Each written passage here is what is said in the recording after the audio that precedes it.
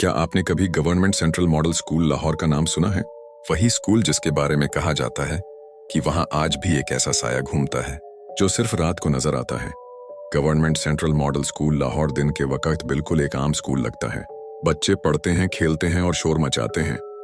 लेकिन जैसे ही सूरज ढलता है, इस स्कूल का माहौल अचानक बदल जाता है।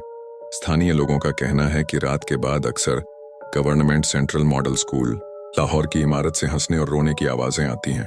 कई लोगों ने खिड़कियों में सफेद कपड़ों में एक लंबा सा साया भी देखा है।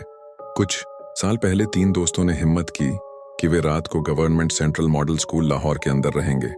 शुरुआत में सब कुछ खामोश था, लेकिन जैसे ही घड़ी ने 12 बजाए, अचानक कॉरिडोर में कदमों की आहट सुनाई दी। एक कमरे का दरवाजा अपने आप खुल गया। जब उन्होंने अंदर झांका तो ब्लैक बोर्ड पर खून से लिखा हुआ था, ये जगह हमारी है, वापस जाओ। दोस्तों ने भागने की कोशिश की, लेकिन government central model school Lahore की इमारत वैसी लग रही थी जैसे उसका कोई अंत ही ना हो। हर मोड़ पर अंधेरा, हर दीवार पर साया।